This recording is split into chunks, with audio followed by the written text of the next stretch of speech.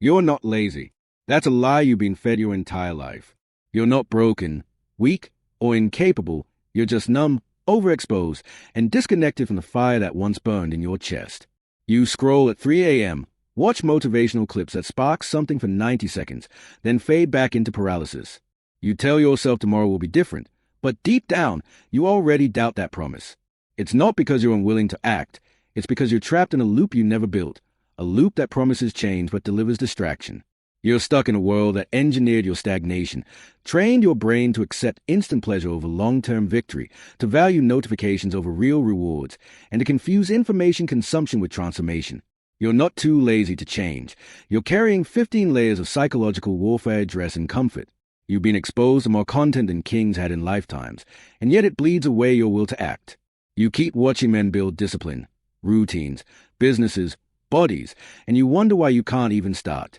It's not because they are stronger. It's because they are not drowning in the digital quicksand that's numbing your mind every single day. Since childhood, you've been softened by systems that never asked you to fight, never required you to struggle like a warrior, and certainly never rewarded silence, solitude, or repetition. The world shaped you into a passive observer, someone who feels a fire inside but has nowhere to place it, no mission burning with enough clarity to break through the noise. So you lay there, locked in an invisible prison, labeled lazy by people who don't understand the weight you're carrying, the mental fog you navigate daily, the shame that builds with every unused ounce of your potential. But the truth is, you've already fought harder than most every time you said, I'll start tomorrow, every time you wrote the plan, every time you imagined change. Your failure wasn't an intention. It was in being alone with no ritual, no rhythm, no path. And the worst part? They convinced you the failure was your identity, not your environment. But what if it's not your fault? What if your laziness is a direct result of overstimulation designed to strip men of their mission? What if your energy was not weak but unfocused? What if your issue isn't a lack of ambition, but the absence of ancient anchors that once carved warriors from boys? Musashi did not wait for motivation. He built rhythm, form, and systems that made action automatic. You don't need more hustle. You need structure stronger than emotion. You need an identity forged in repetition, a daily act that rewires the truth. You are not lazy, you are under attack. And the first step to fighting back is this: refuse a label. Rip it off. Replace it with a vow of someone who takes one action every day no matter what. The old you will scream. The algorithm will tempt. The warmth of comfort will feel like love. But it's a trap. And today, you name it. Then walk away. From here on, you don't exist to feel ready. You exist to follow your new nature, a man who moves regardless. That's not perfection. That's resurrection. That's how warriors start. You were born into a trap, and no one warned you. In fact, they praised it. They called it convenience, entertainment, freedom, and you believed it was progress. But it's not. It's a slow death dressed as dopamine. This modern world has not just made men comfortable, it has made them fragile. It has stripped away their rhythm, their grit, their internal compass, and replaced it with endless stimulation that feels like choice but behaves like chains. You wake up and your hand reaches for your phone before you even decide to be a man today. You scroll, you dose, you numb. A hit of novelty here, a drip of validation there. Dopamine pours in unnaturally fast content, porn, YouTube shorts, junk food, quick laughs, fake rage cycles. Every hit robs your mind of clarity. You start your mornings in chaos and wonder why you can't build peace. The truth is, you don't lack motivation, you're chemically hijacked. Porn has taught your mind that intimacy comes without connection. Scrolling has taught your brain that achievement comes without effort. Food has taught your body that reward comes without discipline. And every time you chase these illusions, you become weaker without even noticing. The trap is brilliant in its design because it doesn't break you in a day. It breaks you in centimeters. It buries your instinct under laughter tracks and likes. You don't feel the theft because the thief is inside the house, dressed as you. The worst part? There is no real rite of passage anymore. No war to fight, no hardship forced upon you, no call to defend something greater than your comfort.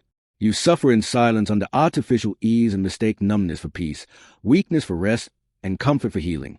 But ease is killing your edge. You are a sword never unsheathed because there be no battles imposed upon you, only pleasure paraded in front of you like a reward.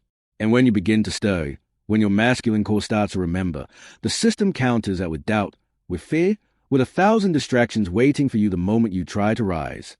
This is a modern trap. Make men harmless by starving their challenges. We are creatures of conquest, of chaos molded into discipline, a bloodline loyalty born for burden and battle. Strip us of struggle, and we turn that fire inward. Depression is not just sadness.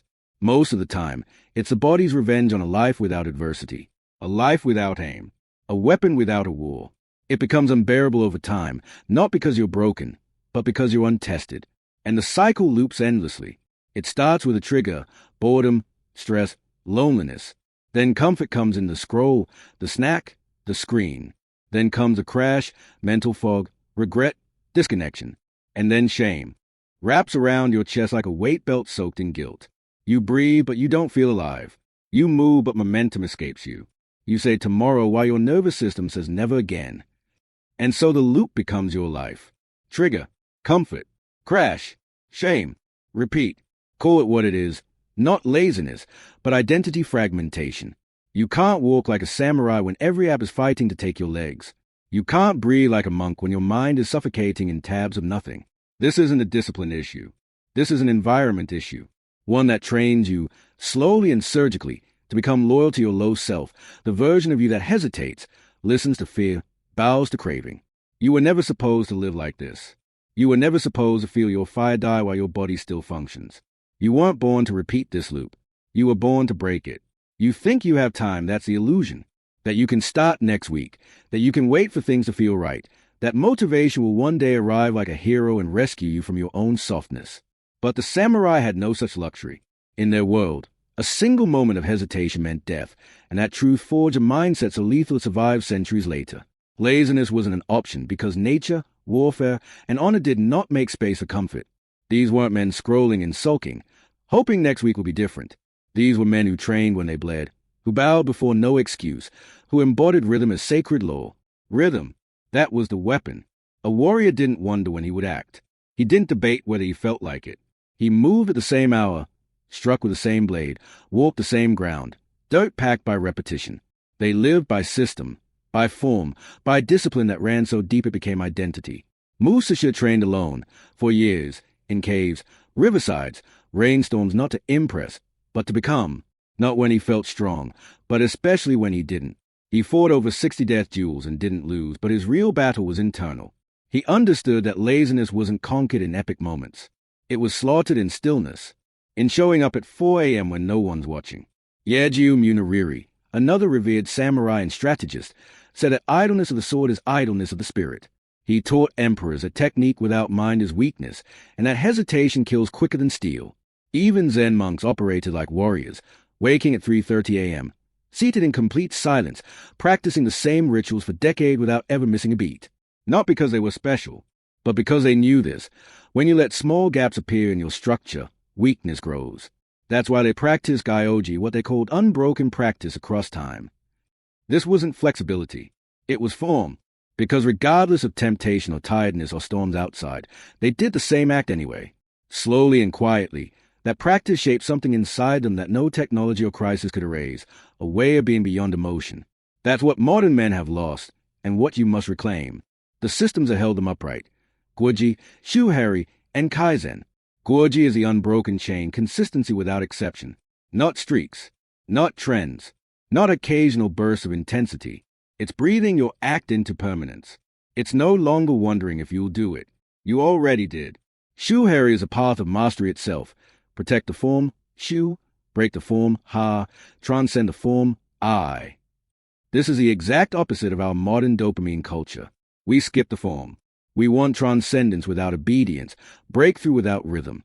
Samurai knew you had to submit before you could soar. You had to surrender to repetition until your body stopped arguing with your mind. Then comes Kaizen, the way of incremental improvement.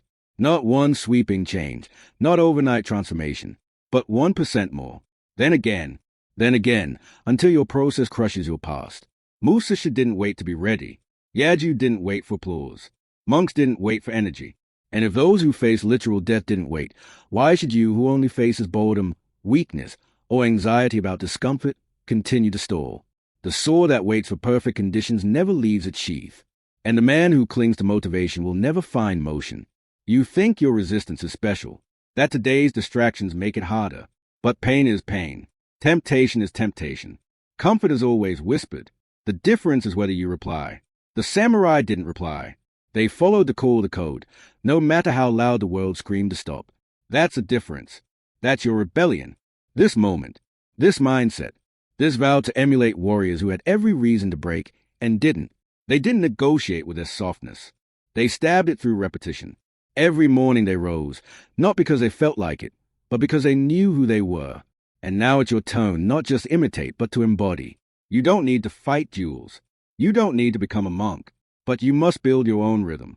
Define your hour. Choose your practice. Swear to yourself that laziness will no longer live unchallenged, and that from this day forward, your sword does not wait in silence. It moves.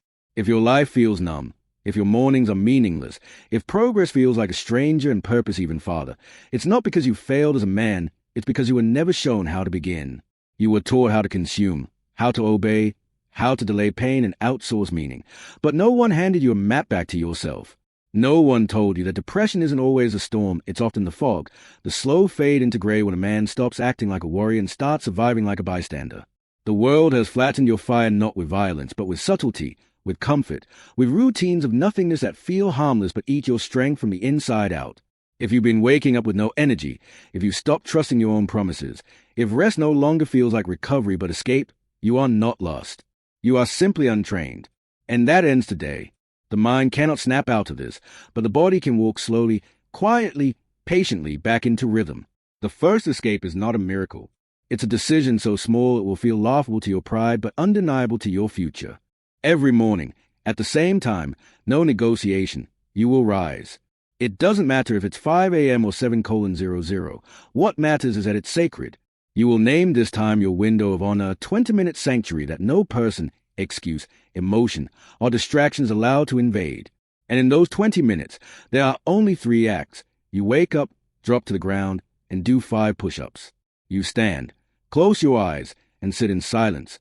3 minutes, no scroll, no music, just you and the storm you've ignored. Then, if you're willing, you write 1 sentence about who you're becoming, or read 1 sentence written by someone who already became. That's it. This is not about physical gain. You will not become lean. You will not become rich. You will not even feel like a champion.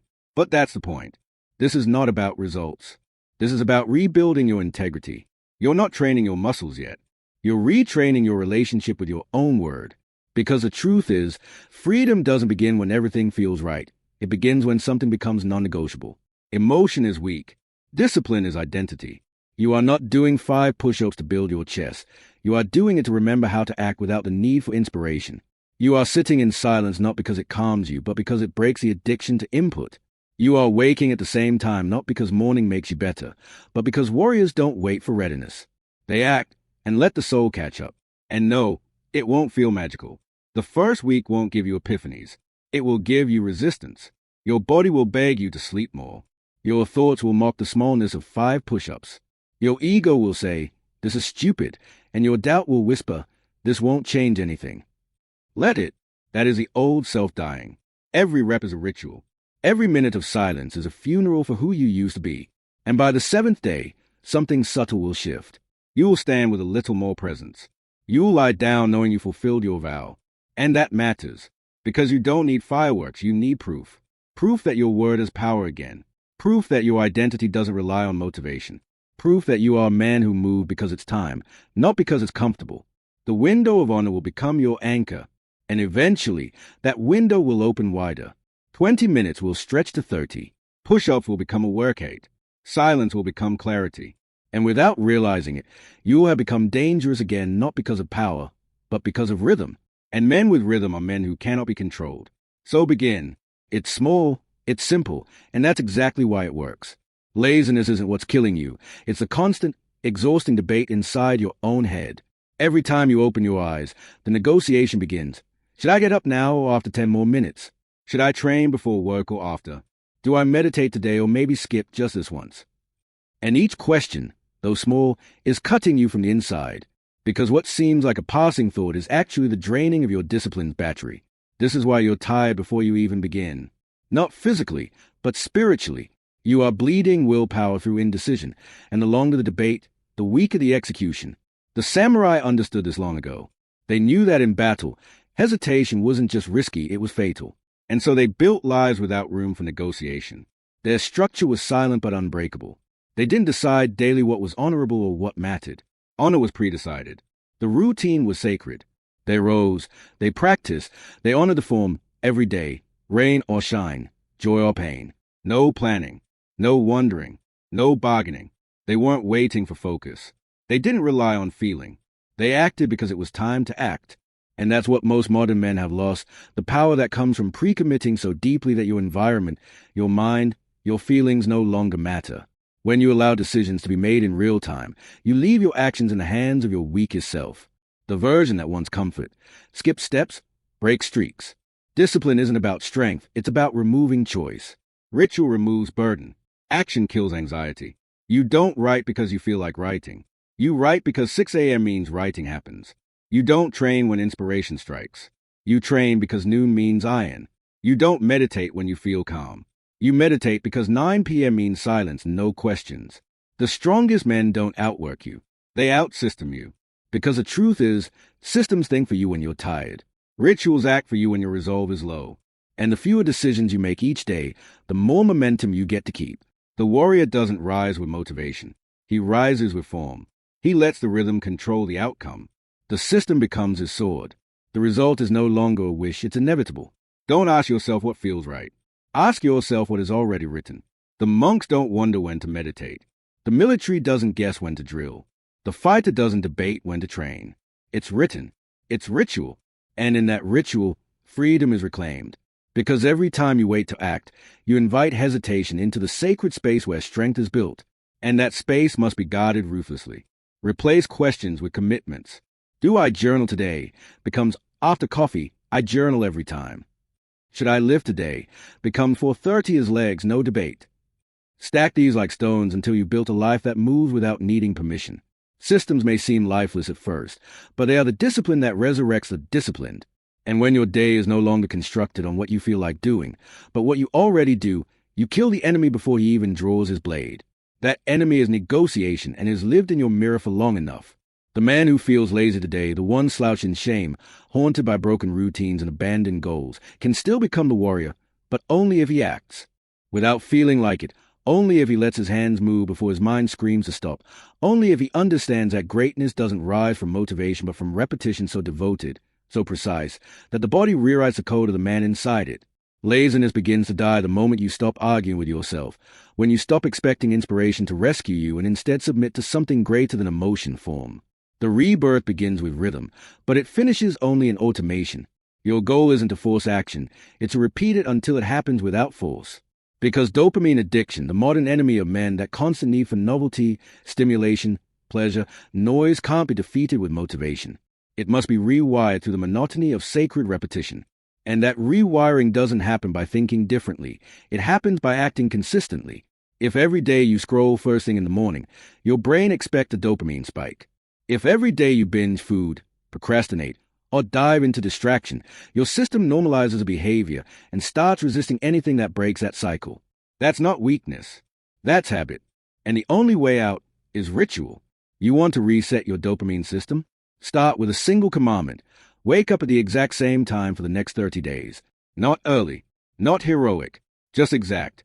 Let your nervous system begin to trust you again. That fixates the clock.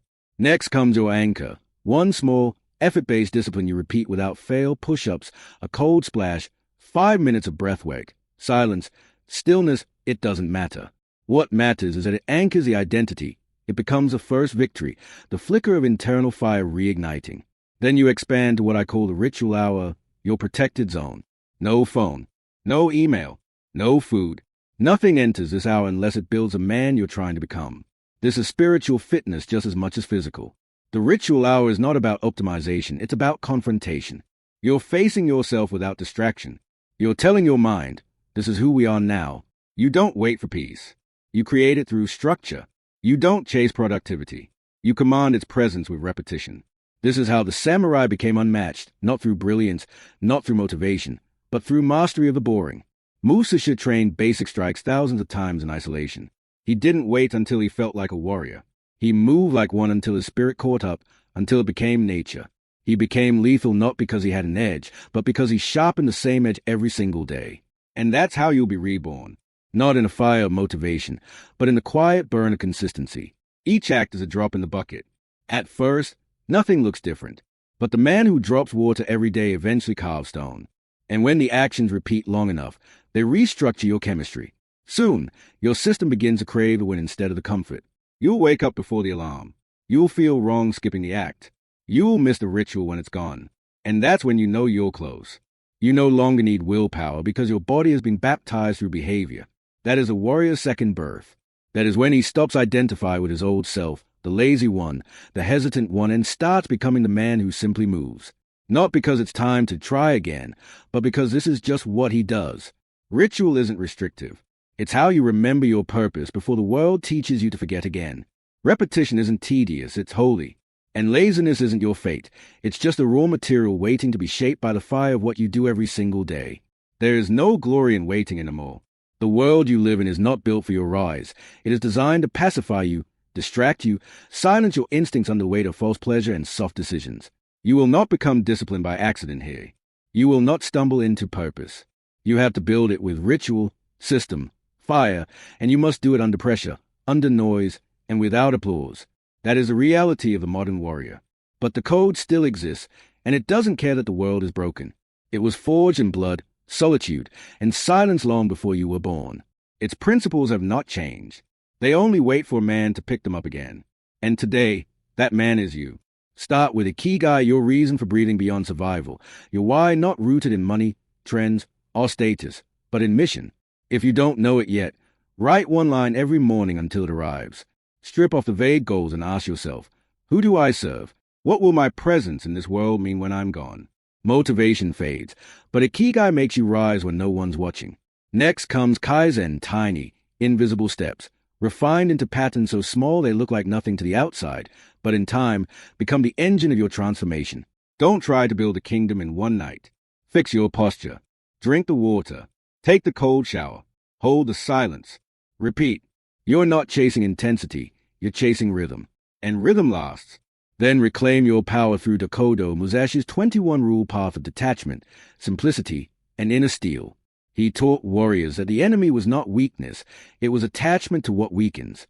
Drop whatever softens you, the argument, the junk, the fake validation. Throw it in the fire. Keep only what sharpens. And when the hard days come, and they will come, you respond with command. Quiet endurance. Stoic fire. The ability to walk through your private hell without complaint.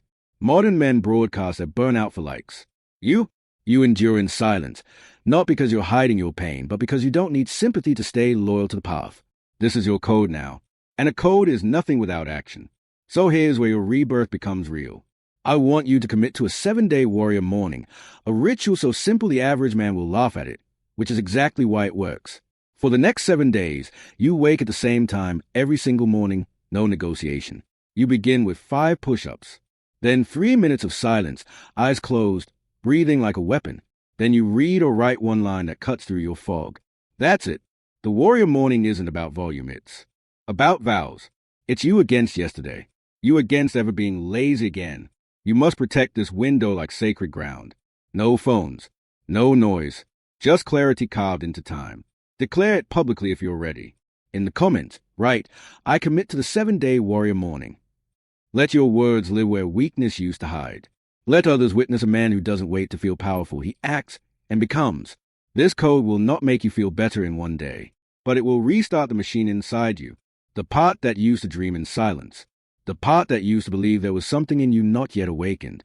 That part is still alive, and repetition is how you feed it. There are no samurai in your city. No warrior monasteries. No temples. So you must build one in your schedule, 1 hour, 1 vow, 1 sacred act at a time. The code is not lost. It is just unused. And now, it waits in your hands. It's time to remember how to hold it. People will call you obsessive. Let them. They will say you're too extreme, too rigid, too serious, too structured.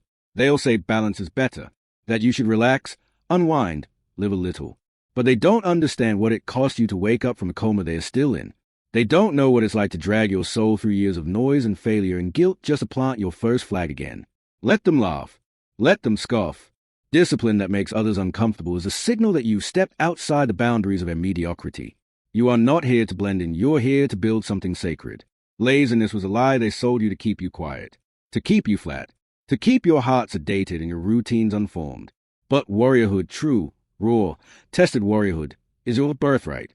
It's the part of you that still aches every time you break a promise to yourself. It's the whisper in the back of your mind when you're about to scroll again. It's a fire you almost extinguished but never fully could. And now, it's alive. So answer these final questions, not to me, but to yourself. What will your daily vow be? Not your dramatic goal, just your non-negotiable act. The one behavior you'll protect no matter how the world spins. Who will you be 90 days from now if you live like a man possessed by rhythm instead of excuses?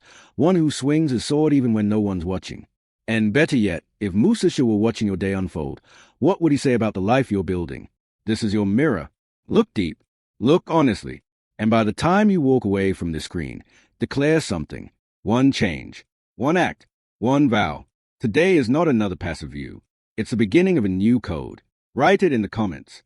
Write it on the wall. Write it into existence with your feet on the ground and your actions on repeat. Because you are not lazy. You're just not living like the warrior you were born to be. But now you will.